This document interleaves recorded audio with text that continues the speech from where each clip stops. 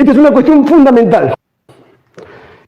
Ustedes tienen que entender, un poder constituyente, una asamblea constituyente, no se produce en cualquier momento de la evolución del proceso político de una sociedad.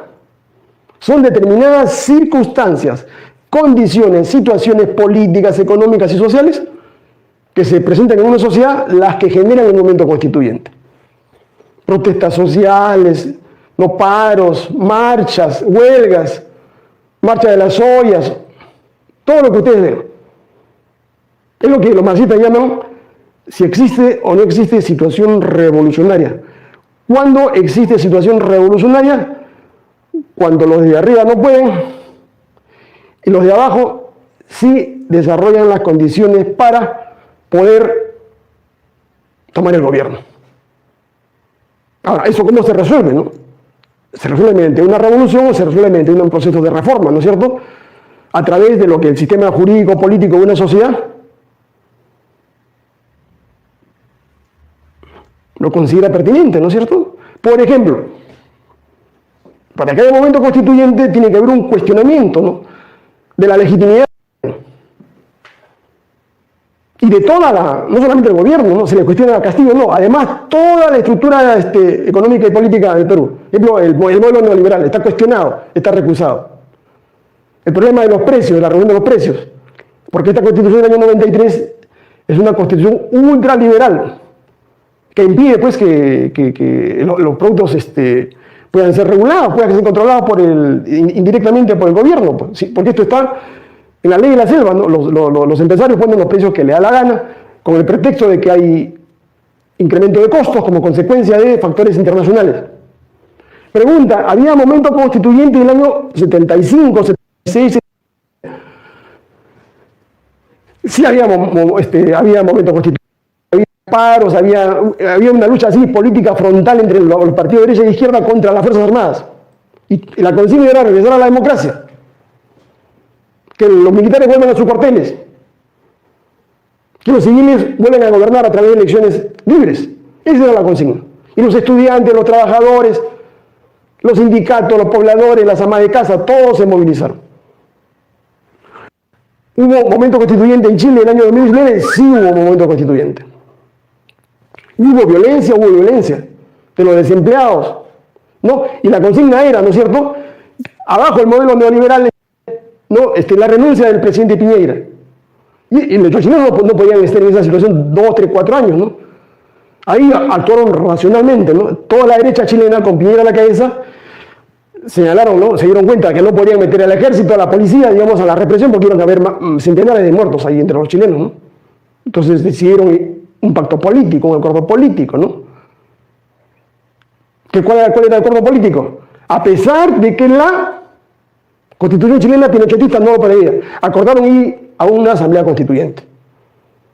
El año 2021, conforme sucedió, se fueron elecciones, luego se eligió a esa asamblea que ha terminado de hacer la Constitución este año. Ahí hubo un momento constituyente. Pregunta, en el autogolpe del 7 de abril del año 92,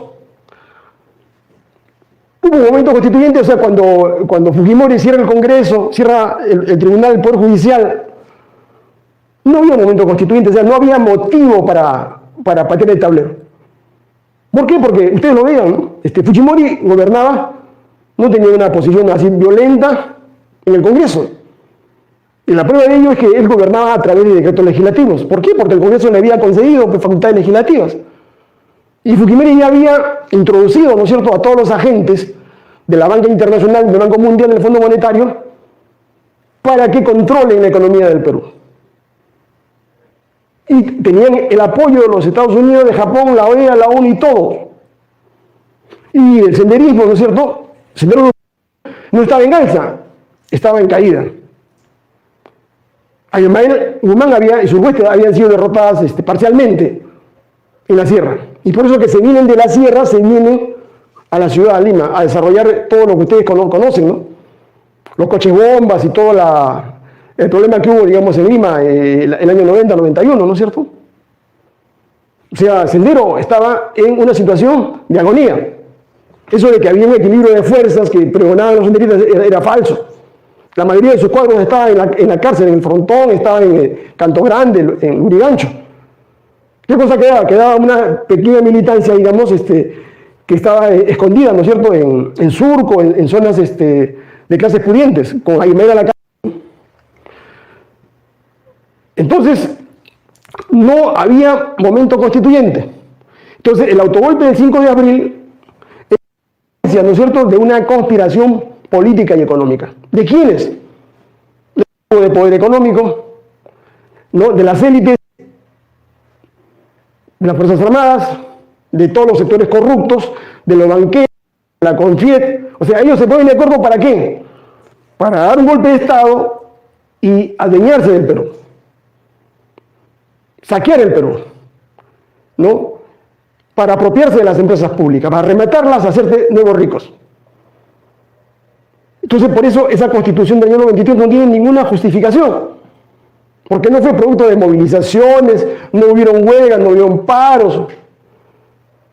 Eso fue solamente una estrategia, ¿no es cierto?, del grupo de poder de Fujimori y los sectores fascistas de las Fuerzas Armadas, con los millonarios, con los grupos de poder económico en el Perú, para saquear la economía nacional, apoderarse de las empresas públicas, crear contratos ley para asegurar la propiedad de esas empresas y no poder devolverlas más adelante para hacer los más grandes negocios con la deuda externa.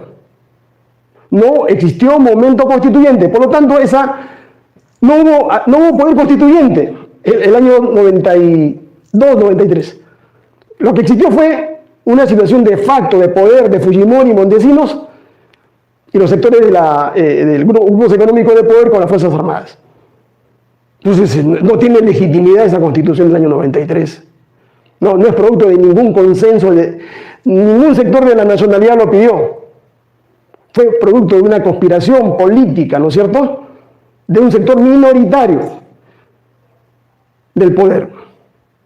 Y por lo tanto, ¿tiene razón o no tiene razón de que siga vigente esa Constitución? No, pues.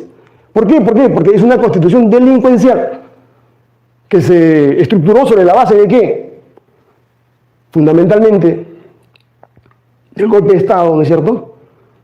O sea, la fuerza, la pura fuerza, no el derecho, ¿no? Si Fujimori quería hacer alguna reforma, él tenía el camino que señala el artículo 306 de esa Constitución del 69, ¿no?, que le decía cómo tenía que hacer la reforma, si él quería hacer algún cambio. Pero Fujimori no optó por eso, optó por la violencia, por cometer delito de rebelión, por lo cual muchos de sus ministros han sido condenados, ¿no?